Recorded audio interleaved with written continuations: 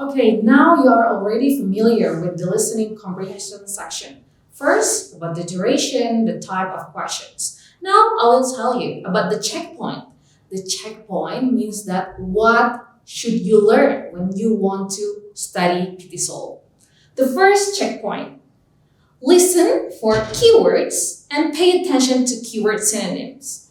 The mini dialogues heard in part A all contain keywords. Keywords are very important in the sentence to give a comprehensive understanding of the statement. Look for repeated words and their synonyms in the answer choices. These words are also keywords because they usually relate to the overall meaning of the dialogues. For example, you will hear, "What is this?" And then the man said, "It's the composition Peter wrote for his business class." The question, what does the man mean? And then from this question, the keywords, remember, are composition, Peter, wrote, and class. And here, you will read a lot of answer choices. A, this class was for Peter. B, this is an essay Peter composed for a course. C, Peter is taking this composition to class. D, Peter is not interested in his composition course. Remember, there are a lot of keywords. And however, all four answers contain one keyword, Peter. To choose the correct answer, find the synonyms of the keywords. Remember the synonyms.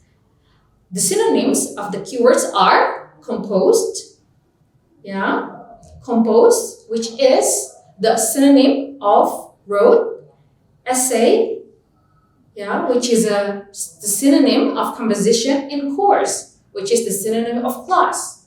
Thus, the correct answer for this question is B, which means the man said that this is an essay Peter composed for a course. So that's how you find the correct answer.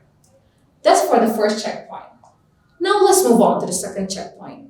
The second checkpoint is be careful of sound alikes. There are a lot of words in English that sound similar. These sound alikes include minimal pairs, numbers, and longer sound alikes. Some sound alikes are separated by only one difference in sound, which are called minimal pairs. The different sounds can occur at the beginning. For example, tall and ball. Tall and ball. That's for the beginning.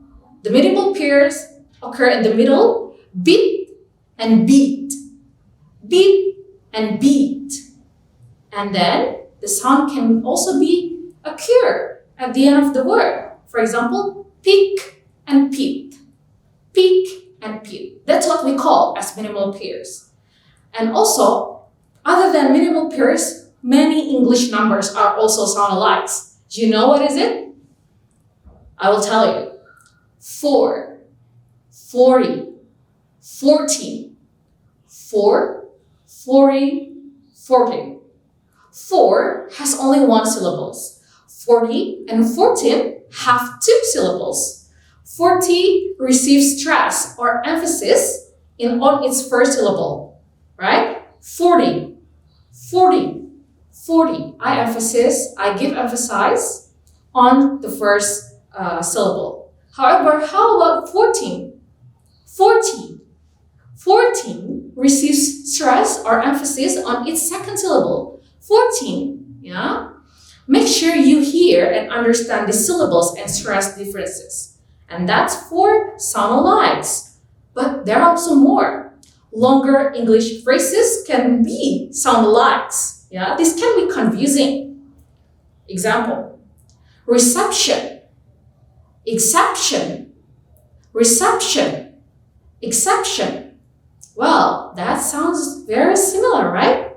The second one, make a mistake, bake a cake, make a mistake, bake a cake.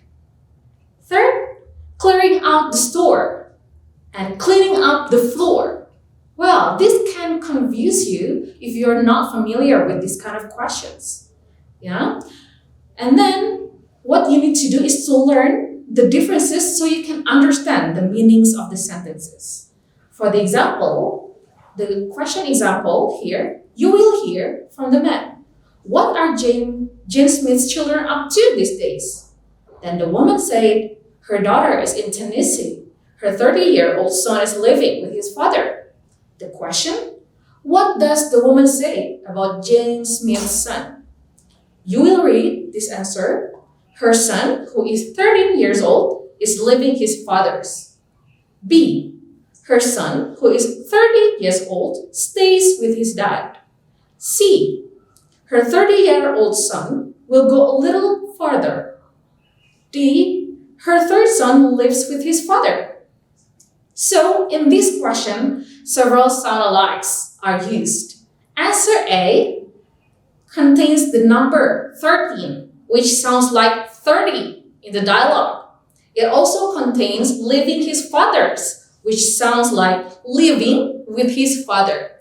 Living and living is different. Answer C contains father, which sounds like father. Answer C contains father, which sounds like father. Answer D contains third, which sounds like third. And the last one, answer B is the correct answer because why? It contains the overall meaning of the woman dialogue. The woman say about her daughter lives in Tennessee. Her 30 years old is living with his father. So the woman says something about Jane Smith's son is basically her son, who is 30 years old, is living his father's. Her son. So the correct answer is answer B, as it contains the overall meaning. Because the answer is her son, who is 30 years old, stays with his dad. Okay, now we're going to the third checkpoint. The third checkpoint is this. Ensure you understand language functions in English. In English conversation, one sentence can have several different functions depending upon the context in which it is used. These functions include expressing agreement or disagreement, showing excitement, confusion, or surprise, making and refusing requests, stressing the importance of an idea, and making suggestion and giving advice. And now I want you to compare these dialogues. The man said, "I didn't care very much for Alan's drawing, did you?" The woman replied, "I thought it was very nice." That's the first dialogue. Moving on to the second dialogue. Listen carefully. The man said, "I like Alan's drawing very much. How about you?" The woman replied, "I thought it was very nice." Can you spot the difference? Alright, I will explain. In the first dialogue, the main statement about Alan's drawing is negative. I didn't care much for Alan's drawing. Thus, in this context, the woman's positive statement, "I thought it was very nice," functioned to express disagreement with the man. However, how about the second dialogue? The second dialogue, the same sentence is there. However, it has a different function. The main statement about Alan's drawing is positive. I liked Alan's drawing very much. Opposite to the first dialogue, the woman's positive statement, I thought it was very nice, functions to express agreement with the man, right? Even though the woman stated the same language, the same words, it means differently. It has different meaning, right? There are a lot of several language expressions. They are also important in English.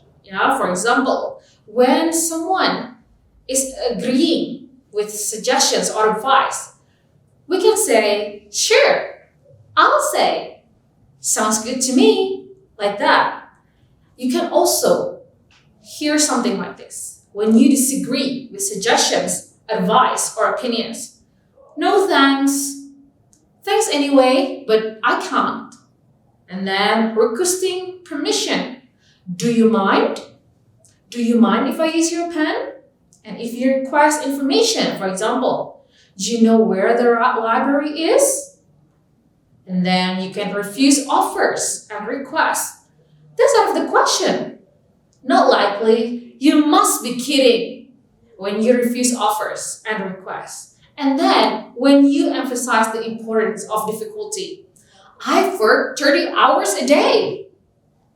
I've seen that movie 100 times. When you want to emphasize difficulty of something, you may listen to this in the listening section.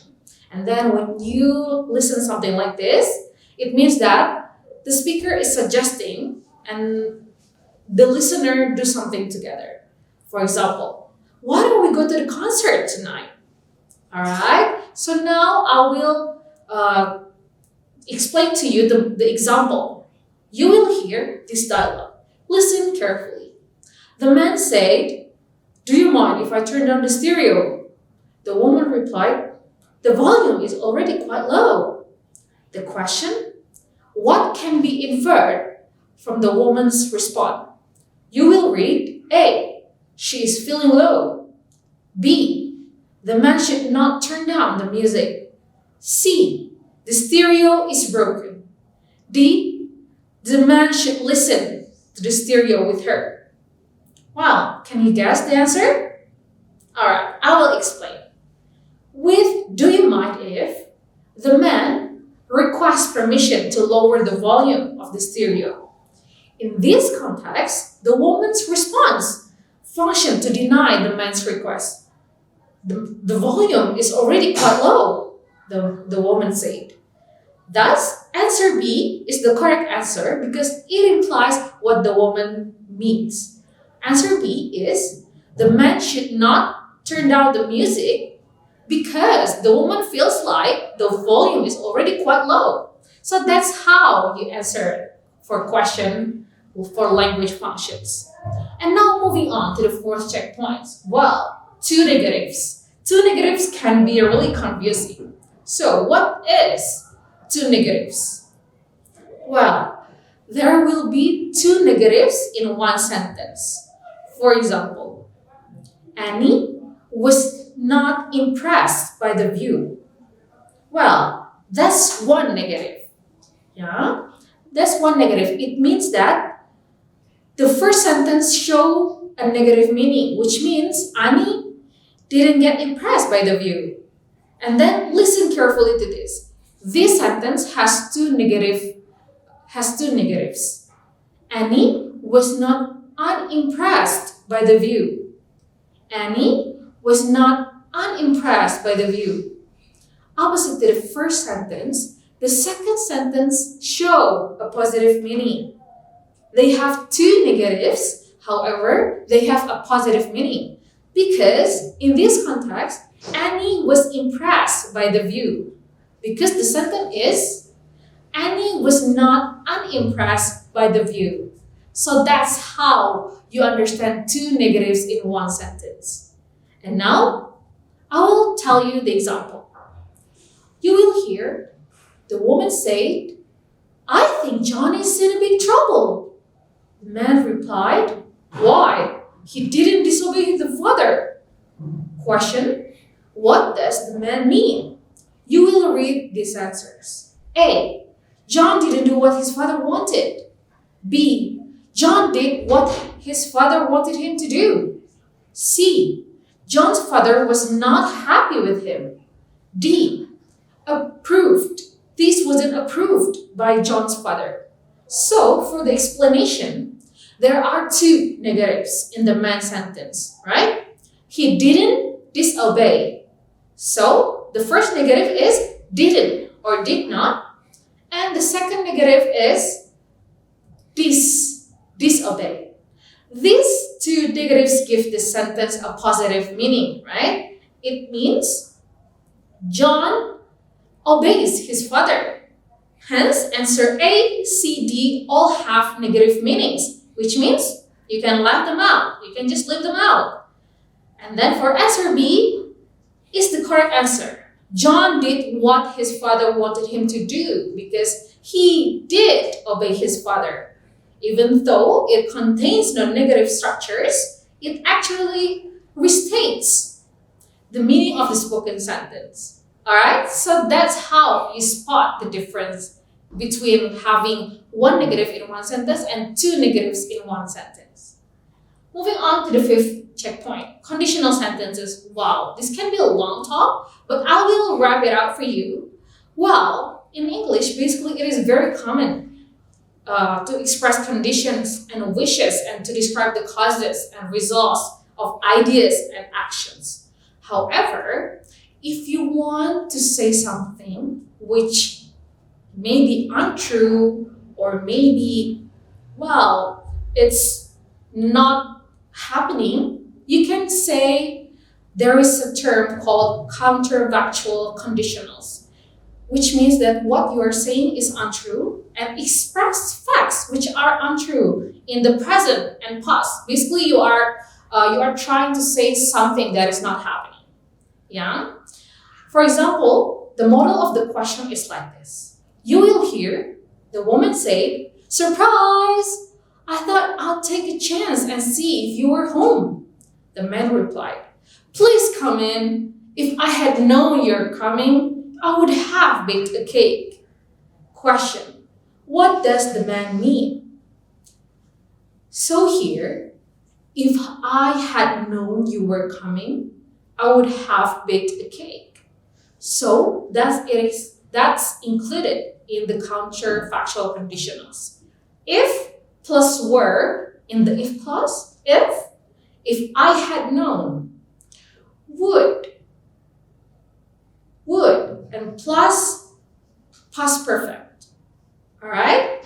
Sorry, I will repeat that again. So, if I had known you were coming, if and past perfect in the if clause, and then I would have baked a cake, would have plus past participle. The past participle if baked is baked. Alright? So it contains something that happened in the past. So what does the man mean by saying, if I had known you were coming, I would have baked a cake? So here a counterfactual conditional sentence is used. A fact, baking a cake, which was not true in the past, is being expressed by the man.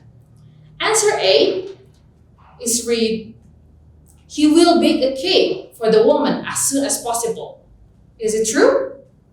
No, because it is not happening, right? So answer A doesn't express that. Instead, answer A states that a cake will be baked in the future.